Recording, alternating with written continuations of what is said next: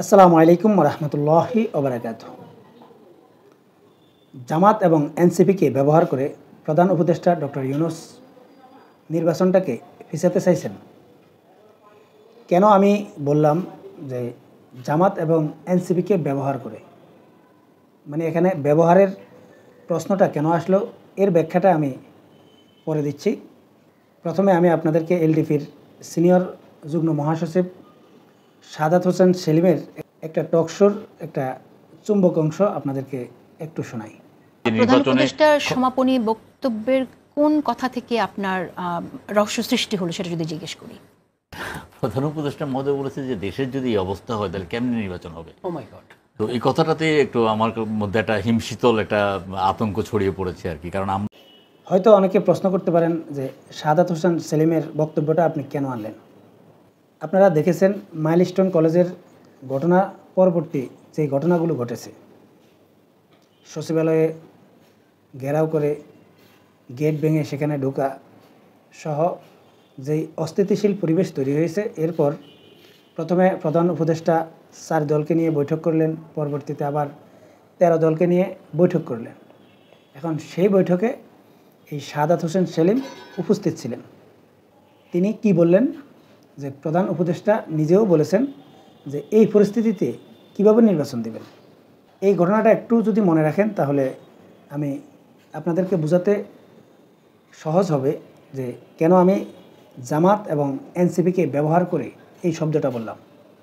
আপনারা জানেন যে রংপুরে জামাতের আমির ডক্টর শফিকুর রহমান পাটগ্রামের যে থানা ঘেরাও করে আসামি ছিনতাই করে নেওয়া, এটাকে দলিল হিসেবে সামনে এনে তিনি বলেছিলেন এই অবস্থায় এই পরিস্থিতিতে কিসের নির্বাচন। এছাড়া আপনারা জানেন যে এনসিপির পক্ষ থেকেও বারবার বলা হচ্ছিল যে আইনশৃঙ্খলা পরিস্থিতির এই অবনতি অবস্থায় কিসের নির্বাচন। এনসিপি নেতারা গোপালগঞ্জে যাওয়ার পর সেটাকে নিয়ে যেই পরিস্থিতি তৈরি হয়েছিল, এরপরেও বলা হয়েছিল যে এই অবস্থায় কিসের নির্বাচন। এই সব কিছু প্রমাণ করে যে ডক্টর ইউনূস সহ জামাত এনসিপি কেউ চায় না যে এই অবস্থায় বা এই পরিস্থিতিতে নির্বাচন হোক। এখন প্রশ্ন হচ্ছে এই পরিস্থিতির জন্য দায়ী কে? মানে দেশের যে আইনশৃঙ্খলা পরিস্থিতির যে অবনতি, এটার জন্য প্রকৃতপক্ষে কে দায়ী? অনেকেই বলে থাকেন এর জন্য বিএনপি দায়ী বা বিএনপির নেতাকর্মীরা দায়ী, কারণ তারাই এই ঘটনাগুলো ঘটাচ্ছে। আবার অনেকে ব্যাখ্যা করছেন যে এই আওয়ামী লীগের দোসররা এই কর্মকাণ্ডগুলো করছে, যে যেই নামেই ব্যাখ্যা করে থাকেন। আইনশৃঙ্খলা পরিস্থিতি উন্নতি করার দায়িত্ব হচ্ছে সরকারের, কিন্তু এই 5 আগস্টের পর ডক্টর ইউনূস সরকারের মেয়াদ প্রায় 1 বছর হয়ে গেল, কিন্তু আপনারা কি আগের চাইতে ভালো কোনো পরিবর্তন আপনারা কি দেখতে পাচ্ছেন? আমি সেরকম কোনো কিছু দেখি না। এখন নির্বাচন যদি ফেব্রুয়ারিতে না হয়ে যদি এপ্রিলে হয় বা জুন জুলাইয়ের দিকে হয়, তাহলে পরিবর্তনটা কি হবে বা লাভটা কি হবে? যদি আইনশৃঙ্খলা পরিস্থিতির উন্নতি নাই ঘটে, তাহলে কি পরিবর্তনটা আসবে? যদি সেটার পরিবর্তন না হয় বা সেটার পরিবর্তন করানোর চেষ্টাও যদি না করা হয়, তাহলে কি এটা স্পষ্টভাবে আমরা বলতে পারি না যে আইনশৃঙ্খলা পরিস্থিতির দোহাই দিয়ে নির্বাচন পিছানোর একটা কৌশল? এখন এই নির্বাচন পিছানোর কৌশলটা কাকে দিয়ে বা কিভাবে সফল করা সম্ভব? যেমন রাজনৈতিক দলগুলোর মূল উদ্দেশ্য থাকে নির্বাচন হবে, সেই নির্বাচনটা স্বচ্ছ হবে এবং সেই স্বচ্ছতার ভিত্তিতে তারা তাদের যোগ্যতা অনুযায়ী, তাদের জনসমর্থন অনুযায়ী তারা আসন পাবে এবং রাষ্ট্র পরিচালিত হবে। রাজনৈতিক দলগুলোর চাওয়া কিন্তু এটাই হওয়া উচিত। এখন জামাত এবং এনসিপি এই দুইটা দল এই মুহূর্তে নির্বাচন চাইছে না, বা এই পরিস্থিতিতে নির্বাচন হলে তারা মনে করছে যে স্বচ্ছ নির্বাচন সম্ভব না। কিন্তু আপনারা কি কখনো লক্ষ্য করে দেখেছেন যে এনসিপি অথবা জামাত তারা ডক্টর ইউনূস সরকারকে দায়ী করছে এই আইনশৃঙ্খলা পরিস্থিতির জন্য? সেটা কিন্তু করছে না। তারা দায়ী করছে বিএনপিকে, এবং মিডিয়াগুলোও বিএনপিকে দায়ী করছে, বিএনপির নেতাদেরকে দায়ী করছে। এখানে বিএনপির নেতাদের যে দায় নেই আমি সেটা বলবো না। এখন বাংলাদেশে আইনশৃঙ্খলা পরিস্থিতির কাজটা কী, বা এই যে পুলিশ প্রশাসন এদেরকে রাখার কাজটা কী? যদি মানুষ আইনের প্রতি শ্রদ্ধাশীল না হয়, সে যেই হোক, যেই দলের হোক, অন্যায় করে অপরাধ করে তাদেরকে আইনের আওতায় নেওয়া। এই জন্য তো আইনশৃঙ্খলা বাহিনী গঠন করা হয়েছে, এবং তাদেরকে আমাদের ট্যাক্সের টাকায় বেতন দেওয়া হয়, আর সেটা পরিচালনা করার দায়িত্ব সরকারের। যারাই ক্ষমতায় থাকে তাদের দায়িত্ব, কিন্তু তাদেরকে কেউ সমালোচনা করছে না। মানে অপরাধ করলে অপরাধীকে অ্যারেস্ট করার দায়িত্ব সরকারের, আইনশৃঙ্খলা বাহিনীর দায়িত্ব, সেটা পালন করছে না। এমনকি আইনশৃঙ্খলা অবনতির অজুহাত দিয়ে জামাত এবং এনসিপি এই অবস্থায় নির্বাচন চাইছে না, আবার বিএনপি নির্বাচন চাইছে, বা আরও কিছু দল নির্বাচন চাইছে।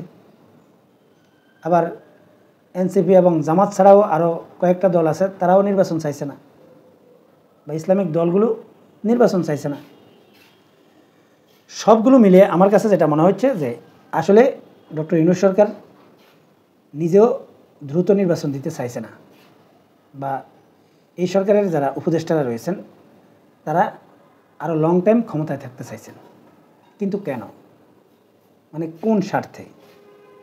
এবং তারা যদি লং টাইম ক্ষমতায় থাকে আমাদের বাংলাদেশের কি কি লাভগুলো হবে, বা জনগণের কি লাভ হবে, আমাদের কি লাভ হবে, এর কোনো যৌক্তিক ব্যাখ্যা ওনারা কি আমাদেরকে দেখাতে পেরেছেন এই বিগত 1 বছরে? যদি সেটা দেখাতে পারেন তাহলে হয়তো বলতাম যে ওনাদের আসলেই থাকা উচিত। এরপর সংস্কারের নামে যেসব মূলাগুলো ঝুলানো হচ্ছে, আমার কাছে মনে হয় যে গাদাদেরকে এইসব দায়িত্ব দেওয়া হয়েছে। মানে এইসব দায়িত্ব যাদেরকে দেওয়া হয়েছে এগুলো আসলেই গাদা। আপনারা এর আগে দেখেছেন যে নারী সংস্কার কমিশনের প্রস্তাবনাগুলো, আবার অন্যান্য সংস্কার কমিশনগুলোর প্রস্তাবনাগুলো যখন আমাদের সামনে আসবে তখন আপনারা বুঝতে পারবেন যে আমি কেন বললাম যে আসলে যারা এখানে দায়িত্বরত আছেন বেশিরভাগই গাদা।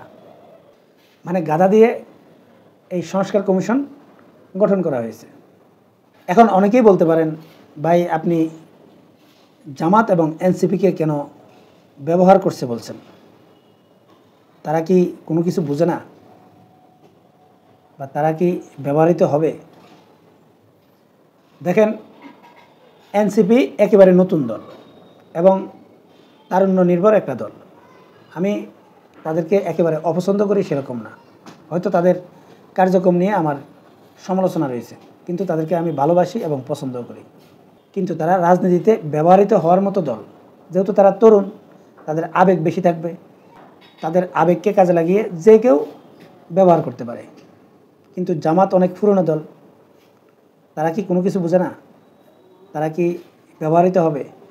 বাস্তবিক অর্থে জামাত সবসময় ব্যবহৃত হয়েছে। একেবারে 1971 সালের সেই বিতর্ক বাদে দেন, আমি মনে করি 1971 সালেও জামাত ব্যবহৃত হয়েছে পাকিস্তানের দ্বারা। আবার হুসাইন মোহাম্মদ এরশাদও কিন্তু জামাতকে ব্যবহার করেছিল। এরপর শেখ হাসিনাও জামাতকে ব্যবহার করেছিল, বিএনপিও জামাতকে ব্যবহার করেছিল।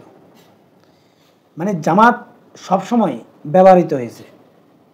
এবং আমি এটাও মনে করি যে জামাত বিগত সময়গুলোতে যেসব রাজনৈতিক দলগুলোর কাছে ব্যবহৃত হয়েছে প্রত্যেকটা জায়গায় জামাত ক্ষতিগ্রস্ত হয়েছে। এখন বর্তমান ইউনূস সরকারের যে উপদেষ্টারা রয়েছেন, এইসব উপদেষ্টারা হচ্ছে এনজিওগ্রাম মার্কা, বা ধরতে পারেন যে ম্যাক্সিমাম বামপন্থী। আর জামাত হচ্ছে ইসলামিক দল।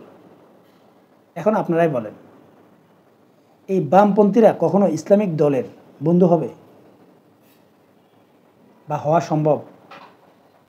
আমার কাছে কেন জানি মনে হচ্ছে যে এনসিপি তো অনেক আগে থেকেই ব্যবহৃত হচ্ছে, কিন্তু জামাতকেও এবং ইসলামিক দলগুলোকেও ডক্টর ইউনূস সরকার ব্যবহার করছে যাতে তারা লং টাইম ক্ষমতায় থাকতে পারে, এবং এটা ইসলামিক দলগুলোর জন্য ভালো কিছু বয়ে আনবে না।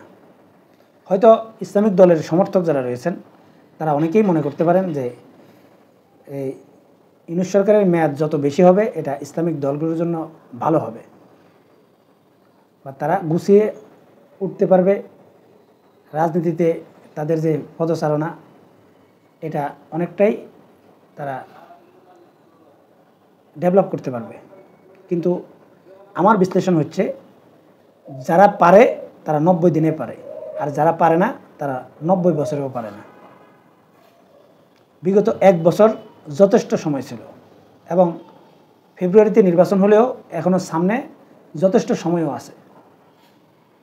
ইসলামিক দলগুলো যদি ভালো কিছু করার চেষ্টা থাকে এবং সঠিকভাবে করতে পারে তাহলে এই সময়ের মধ্যেও করতে পারবে। কিন্তু আমার যেটা মনে হয় যে ডক্টর ইউনূস বা এই ইউনূস সরকার ইসলামিক দলগুলোকে এমনভাবে ব্যবহার করছে যে আন্তর্জাতিক বিশ্বকে এটা দেখানোর চেষ্টা করছে যে এই মুহূর্তে যদি নির্বাচন দেওয়া হয় তাহলে ইসলামিক দলগুলোর উত্থান ঘটবে এবং তারা ক্ষমতায় চলে যেতে পারে। বিগত আওয়ামী লীগ সরকার যেভাবে পশ্চিমা বিশ্বকে বোঝানোর চেষ্টা করেছে যে আওয়ামী লীগের পতন হলে ইসলামপন্থীদের উত্থান ঘটবে, বাংলাদেশে জঙ্গিবাদের উত্থান ঘটবে, এটা দেখিয়েছে। এখন ডক্টর ইউনূস সরকারও ঠিক একই পদ্ধতি দেখাতে চাই যে দ্রুত নির্বাচন দিলে, এই মুহূর্তে নির্বাচন দিলে ইসলামিক দলগুলো ক্ষমতায় চলে আসতে পারে। অতএব আপনারা বেশি বেশি নির্বাচন চাওয়ার প্রয়োজন নেই, বা নির্বাচন নিয়ে অতিরিক্ত চাপ দেওয়ার প্রয়োজন নেই। আর বিএনপিকে ঠেকানোর চেষ্টা করছে জামাত, এনসিপি এবং ইসলামী আন্দোলন বাংলাদেশকে দিয়ে। সম্মানিত দর্শক, আশা করছি আমি কি বোঝাতে চাইছি আপনারা বুঝতে পেরেছেন। জাযাকাল্লাহ খাইরান।